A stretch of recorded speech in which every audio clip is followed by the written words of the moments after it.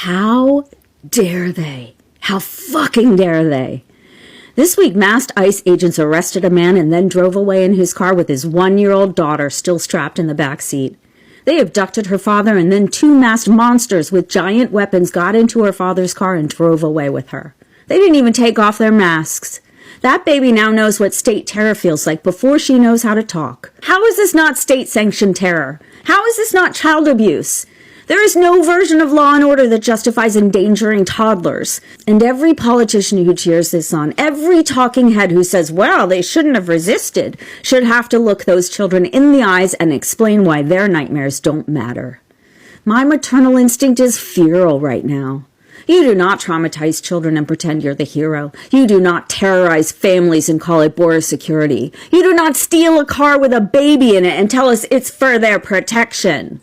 So listen up, ICE scumbags. You represent the rot in our society. You're the babies who couldn't cope. You're the rejects who nobody wanted. You're the losers who couldn't find the plot. And your remaining brain cells haven't thought through what you're asking for. So let's be clear. I am one American, just one little person, and I can tell you I would devote a lot of time, energy, and money into seeing you suffer consequences for your criminal sociopathic behavior. Now imagine my passion to see you punished multiplied millions of times. You forget liberals are smart. You forget parents are ferocious at defending their families. You forget we have footage of every bit of your depravity. We have long memories and we carry a grudge. So I fucking hope you're having the day you deserve. It's Friday, November 7th, 2025, and Defense Secretary, not War Secretary, Pete Hegseth is speaking at the War College. In this speech, he has revealed that he is canceling JSIDs. And you might be asking yourself, what is JSIDs? Because those who are not connected to the military in any way might not know. I took some notes, so please forgive me for reading. I want to get this right.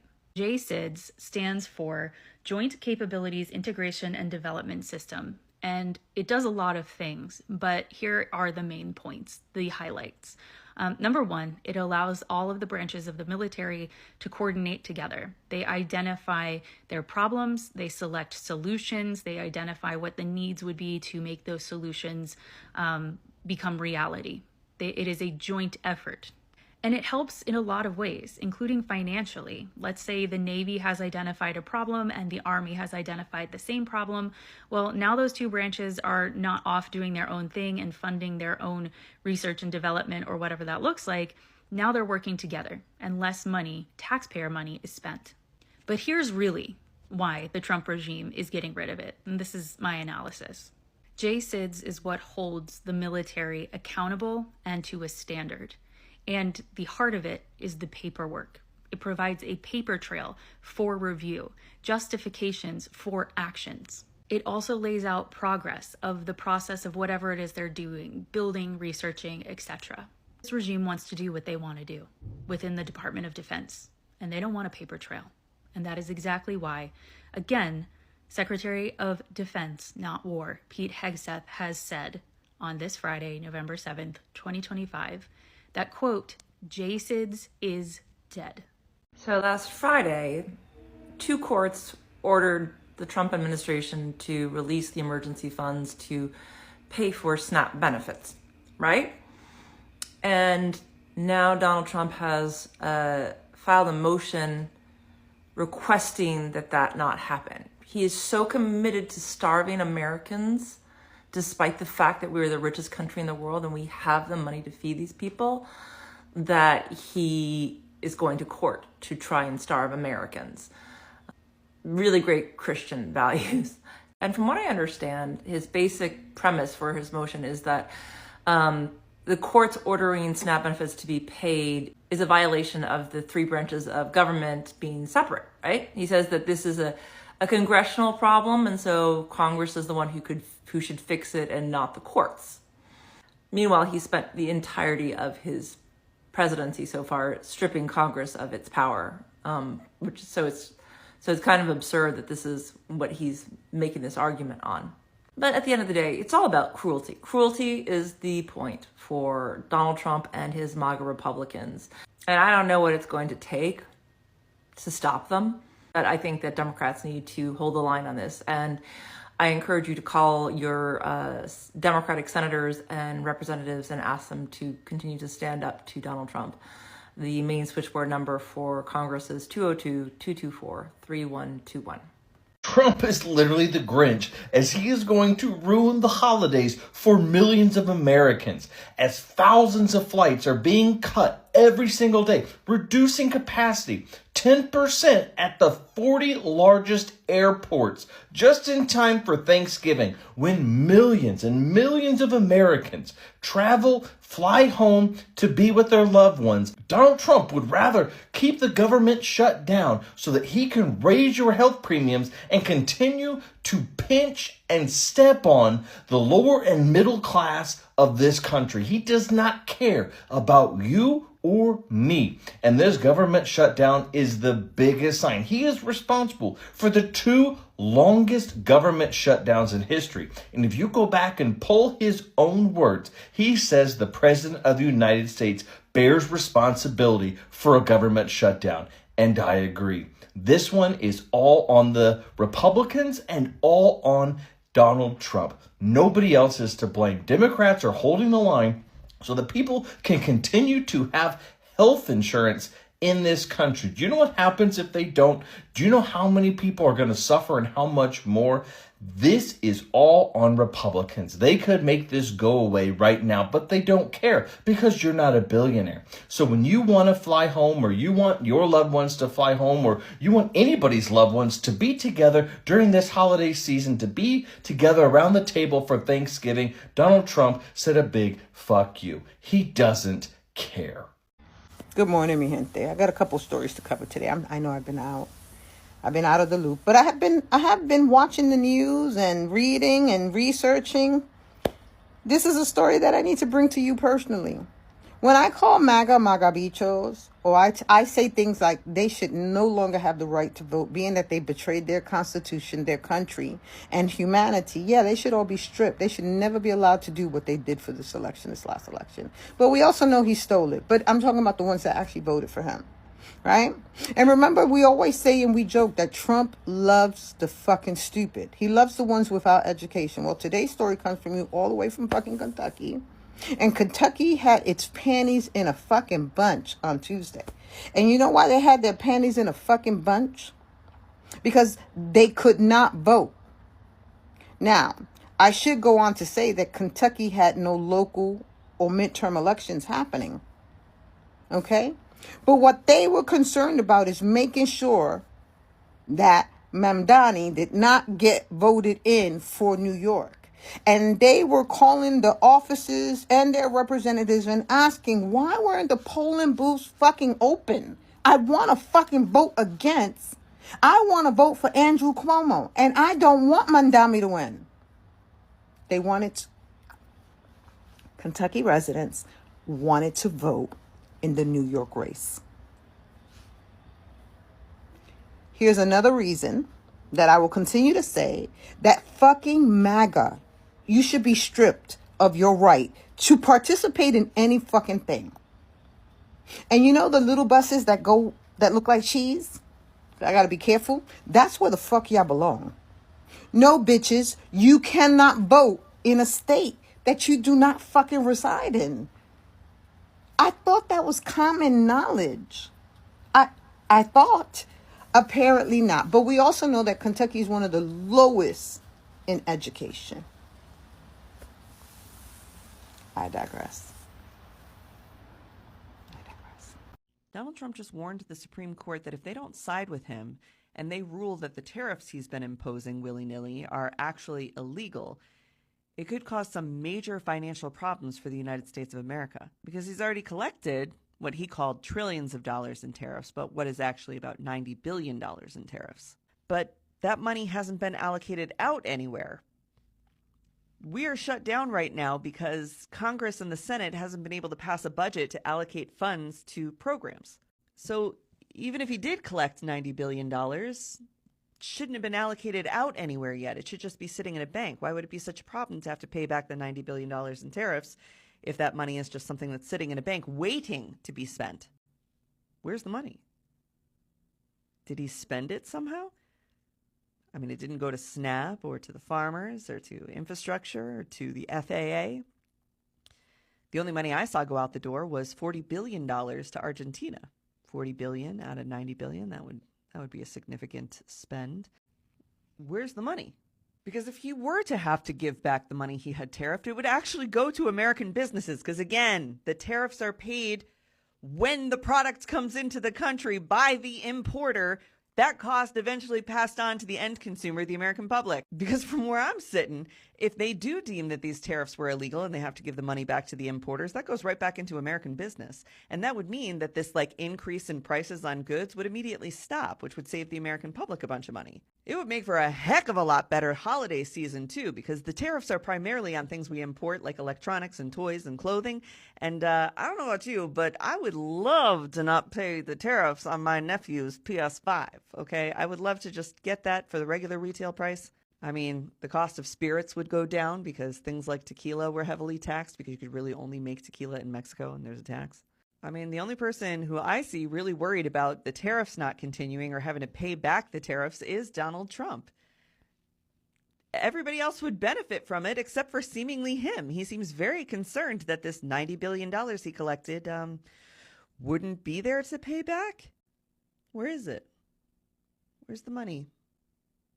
So this story is nuts. Donald Trump is demanding a court let him starve people. The court ordered Trump to continue with SNAP payments, food stamps, to basically feed the 42 million Americans who are on food stamps. Trump is refusing to feed them as part of his tactic to get the Democrats to back down on the shutdown negotiations. And the court ruled and said, no, Donald, you have to feed people. The money's there. It's part of the law. And Trump is saying no. So he's now appealing the decision and demanding the court let him not feed 42 million Americans. Folks, this is crazy. It's totally true. You can Google it. Trump is in a very weird position here. He admitted the other day that Republicans got destroyed Tuesday night in the elections because the public is pissed at Trump for shutting down the government, and they blame Trump for shutting down the government. Trump is now saying because the government shut down, he won't pay the food stamp money because it's the government that he shut down. So he's responsible for not paying the food stamp money, and he's certainly responsible for telling the court, please don't make me feed 42 million Americans. Guys, this is sick stuff, but it's who this guy is, and the public is finally figuring it out. It is about 9:30 in the morning, West Coast time on Friday, November 7th. Yesterday, Thursday, U.S. District Judge John McConnell ordered the Trump administration to pay full SNAP benefits by today, by the end of today. So this morning, the Trump administration is seeking an emergency stay of that judge's order from yesterday so that they don't have to feed poor people. Feeding poor people to the Trump administration is an emergency. It's an emergency that they want to not feed poor people in this country. I'm reading from Politico. The Trump administration raced to an appellate court this morning to block a federal judge's order from yesterday directing the Agriculture Department to use emergency funding to pay full food stamp benefits by November. The Agriculture Department has the money. They have the money, and even though the government is shut down, the Agriculture Department can access that money because that money sits in a fund that was set up after the last government shutdown during Trump's first term.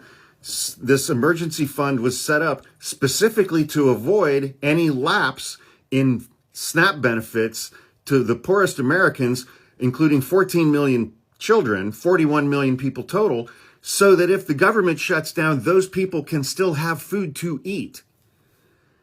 Donald Trump has now said it is an emergency. Stopping payment of SNAP benefits to 41 million Americans, including 14 million children, is an emergency. It's an emergency to the Trump administration. It's an emergency that they should be able to not fund SNAP benefits in accordance with yesterday's court order. That's how desperately they are trying to avoid feeding poor people. Never mind the fact that 80% of SNAP benefits recipients live in counties that Donald Trump won in the 2024 election. It's an emergency. You have to let us not feed poor people. It's an emergency. I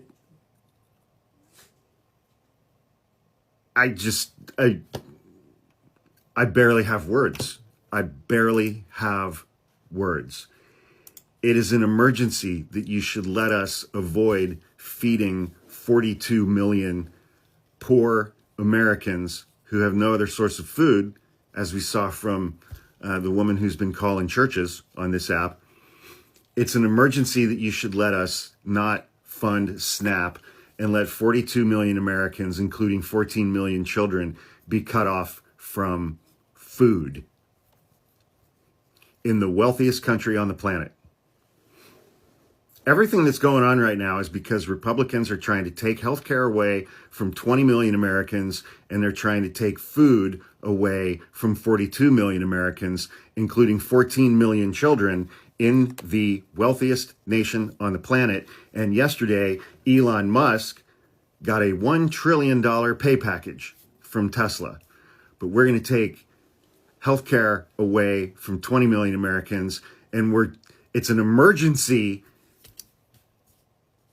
that the Trump administration should be allowed to take food away from 42 million Americans 3 weeks before Thanksgiving. It's an emergency.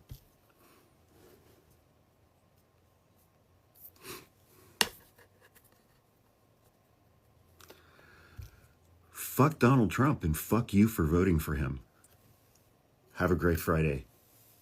Every one of you, every single Trump voter in this country can get fucked by a cactus. Well. I can't believe I have to say this out loud today, but a whole lot of people are talking about out on bail Steve Bannon and things that he said on that stage the other day about accelerating their plans, lest they not end up behind bars again. Well, it's a grift. It's a grift. It's a grift. He wasn't speaking to a crowd of average people. He was speaking to investors and donors, dear. It's a grift. And yes, if Daddy don't get his way and they don't lock down their authoritarian play, they will all get locked away and out on bail Steve Bannon for embezzlement, dear, and all sorts of fraud. So that part's true, but it's a grift. It's a grift. They know there's no way there's going to be a third term play. They know that. And they know there's no way they're going to be able to accelerate their authoritarian play. The reason that they are losing at the polls right now, dear, and at the ballot box too, is because they tried to pull this off too quickly. Boo. They should have slowed it down. But instead, they came in full force like the bullies that they are. So the whole world could see, even those who voted for Daddy, how they'd been lied to and conned. And it's not going their way today. So this whole 2028 thing, that's a grift. It's a grift. Out on bail Steve Bannon's really acquired a taste for a more expensive whiskey, dear. And, well, if you know anything about being locked up, that orange peel biscuit toilet bowl wine, it ain't fine. I told you I had a colorful past. Y'all thought I was lying? Shit. I'll show you my entire ass. Yes, toilet bowl wine ain't fine, honey. It ain't fine.